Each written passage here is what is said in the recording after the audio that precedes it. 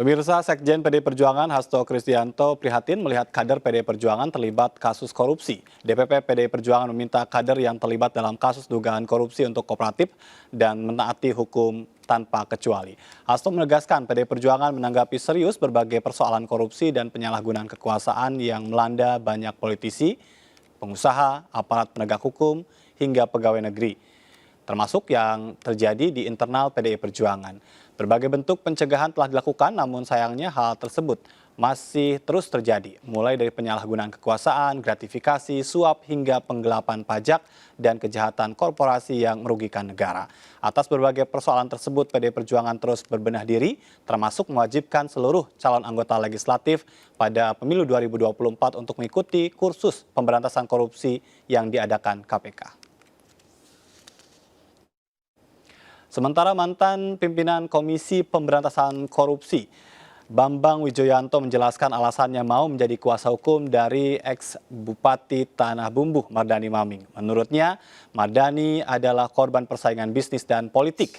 Menurut BW, Mardani Maming vakum dari bisnis lebih dari 1 dekade karena menjadi anggota DPRD dan Bupati Tanah Bumbu.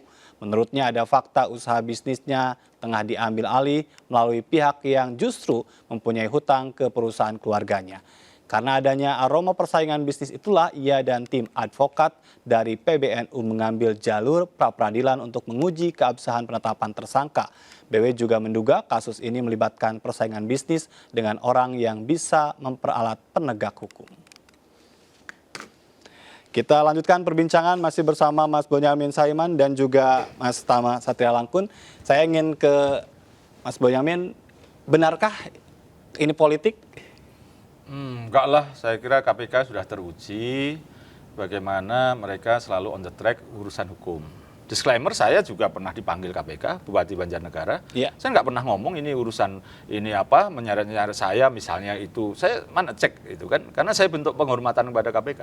Dan saya pun datang menjelaskan soal nanti apakah perspektifnya beda begitu, saya resiko terburuk pun ya siap-siap aja, dan saya tidak pernah mengatakan itu gitu. Saya percaya kalau kita aja yang pada posisi tertentu ini terpelajar dan atau bahkan ngerti hukum, kemudian tidak menghormati proses hukum, ya siapa lagi? Ini kan berlaku asas res judicata, bahkan putusan hakim yang betul-betul dirasa salah pun harus tetap kita hormati, kita patuhi. Pak Antasari Azhar sudah terlalu banyak memberikan didikan kepada saya gitu, bagaimana menghormati hukum itu gitu. Baik. Soal melawan itu seperti Pak Maming dulu waktu rame-rame itu saya sarankan untuk pra-peradilan dan nyatanya pra-peradilan. Iya. Nah, itu ada sarana-sarana yang tempuh karena itu pra-peradilan liga kecil, sekarang liga besar. Pokok perkara nanti akan disidangkan mestinya kan itu. Nah, itulah sarana untuk membuktikan bahwa ini klaim bahwa ini bisnis atau bukan itu nanti di situ. Iya. Percayakanlah itu, apalagi Pak Bambang Wijoyanto kan mantan pimpinan KPK. Saya kira kurang elok lah kalau menyatakan ini bahwa proses-proses di luar hukum itu kan. Baik. Karena apapun menurut saya sampai datang ke Banjarmasin itu menonton sidang perkara pokoknya Raden Wiono itu sampai 3 kali.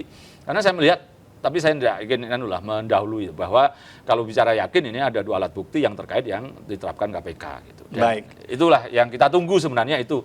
Saya tidak ingin menjudge lagi lah. Gitu. Kalau kemarin. Tapi kalau ada pertanyaan yang menjadikan ya kasus hukum di KPK atau di kepolisian juga atau kejaksaan ini juga sebagai alat politik, persaingan politik, Anda melihatnya seperti apa nih sebagai orang politik? Pernyataan yang sama itu pernah dialamatkan kepada Mas BW pada saat menjadi pimpinan KPK. Di perkara Mas Anas ya, itu kan juga kemudian orang bilang ini soal politik, si A terlibat, si B terlibat. Saya rasa itu kita letakkan sebagai sebuah hak. Silahkan saja orang punya pandangan apapun, tapi begitu dia masuk dalam proses hukum, maka dia akan bicara soal bukti. Itu yang pertama. Kemudian yang kedua, paling tidak dalam konteks proses, itu kan kemudian sudah diuji dalam pra-peradilan. Artinya kalau memang penangkapannya tidak tepat, pemanggilannya nggak benar, dan lain-lain adalah pressure politik dalam konteks formil misalnya, itu semua sudah diuji dan hakim mengatakan proses KPK sudah benar sehingga pra-peradilan kemudian ditolak. Itu paling tidak satu tangga sudah dilewati. Nah kemudian kalau ada bicara soal ini proses politik dan segala macam, tentu nanti kita akan tunggu dalam konteks pembuktian nanti ya. Artinya apa yang KPK dalilkan tentu saja dia harus buktikan. Baik, tapi kalau berbicara tentang upaya KPK, ini kita bicara tentang buronan tadi yang masih banyak PR begitu. Apakah memang karena tekanan politik? Karena kita tahu juga yang kabur katanya ke Papua Nugini gitu, itu juga politisi dari Partai Demokrat ya itu ya. Apakah Anda melihat memang komitmen KPK ini untuk memburu mereka itu ada, atau karena infrastrukturnya yang kurang, atau ada masalah apa ya? Kalau saya melihat KPK itu sebetulnya beberapa tahun belakangan sudah teruji ya. Artinya bagaimana kemudian perburuan Nazarudin ke Kartagena itu nggak hanya soal strategi yang KPK lakukan, tapi KPK itu bleeding. Dia harus spending miliaran rupiah untuk sewa pesawat. Ya. Nah, itu artinya soal infrastruktur saya rasa nggak ada masalah. Kemudian yang kedua, terkait dengan komunikasi dengan pihak eksternal atau pihak-pihak luar negeri, itu pun teruji. Artinya komunikasi KPK dengan CPIB di Singapura, itu menurut saya baik-baik saja. Nah, artinya bicara soal kualitas, bicara soal fasilitas, relasi, pengalaman, saya rasa nggak kurang-kurang itu. Nah, ini kemudian memang akan jadi pertanyaan, kenapa kemudian sekarang seolah-olah seperti ada penurunan kualitas. Ini tentu kemudian perlu ada evaluasi. Kalau saya melihat ada banyak perspektif. Menurut saya pernyataan dari Polda Papua untuk kasus yang Ricky Hampagawak itu kan menarik. Dia mengatakan bahwa tersangka sudah mengetahui akan dijemput paksa. Nah, kata-kata sudah mengetahui ini tentu saja kan kemudian jadi pertanyaan. Bocor gitu bagaimana kemudian sistem pengolahan informasi di internal KPK. Jadi tentu ada banyak hal yang kemudian menjadikan KPK harus melakukan banyak evaluasi di internal. Tentu kita semua di Republik pasti dukung KPK. Tapi kemudian juga KPK harus merespon itu dengan kerja cepat, kerja keras, efektif, efisien, dan kemudian juga pastikan internalnya bekerja dengan maksimal. Baik, tapi kalau Anda sendiri melihat apakah memang ada masalah di komunikasi internasional KPK saat ini? Saya rasa sejauh ini ya, kalau saya lihat dari histori ya, penanganan perkara, misalnya soal Nunun Nurbaiti yang kemudian kabur ke luar negeri, itu pun juga berhasil KPK kejar, itu berapa negara. Bahkan kemudian misalnya yang menarik, dalam perkaranya Setia Novanto, itu area pemeriksaan keuangan itu meliputi 4 negara, seingat saya ya. Artinya komunikasi antara negara dengan negara, baik itu bicara soal follow the suspect maupun follow the money, saya rasa KPK menurut saya itu nggak ada masalah. Cuma kalau kemudian sekarang ada masalah, ini yang kemudian tentu harus jadi evaluasi di internal. Masalahnya di mana, Mas Boy? Sebenarnya sederhana.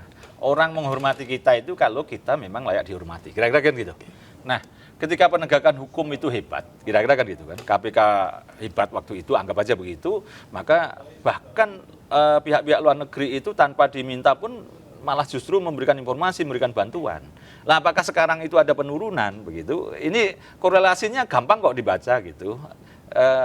Kira-kira bisa jadi meminta bantuan red notice yang diberikan itu pun apakah direspon dengan baik, itu aja belum tentu loh ini sekarang ini. Jadi ya mau tidak mau kita akui, dan ini survei juga mengatakan demikian. Ketika KPK semakin turun, ya isu malah lebih banyak kontroversi begitu, maka kemudian apakah pihak-pihak luar negeri juga kemudian sekarang menganggap KPK itu masih seperti dulu? Rasanya kan pasti tidak. Nah, ini yang jadi problem pasti. Artinya substansinya di situ. menjadi sulit begitu kan untuk mereka yang sekarang sudah kabur ke luar negeri. Ya, semakin sulit menurut saya, karena seperti dulu zaman BLBI itu banyak negara lain bertanya, apakah kamu serius ngurusi BLBI kok minta buronan waktu di Australia, di Swiss segala macam dipulangkan gitu kan? Karena melihatnya waktu itu belum dianggap serius gitu, sehingga ya dianggap jangan-jangan hanya untuk mainan politik aja gitu. Nah, inilah yang harus dijawab oleh KPK, bahwa dirinya itu masih layak dihormati. Dengan cara apa? Ya survei ini harus ditingkatkan, kepercayaan masyarakat dalam negeri jangan kemudian dilupakan.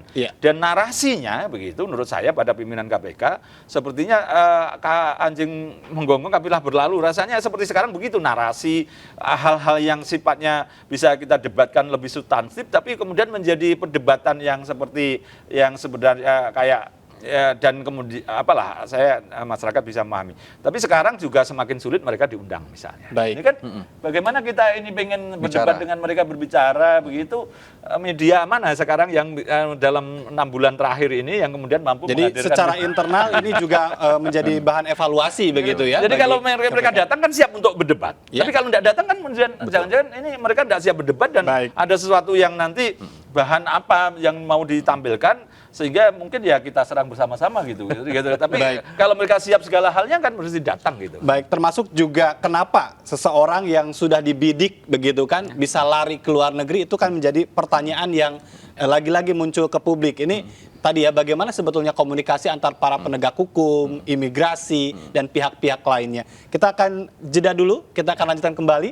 Dan pemirsa tetap bersama kami, tetap di MNC News Prime, kami akan segera kembali.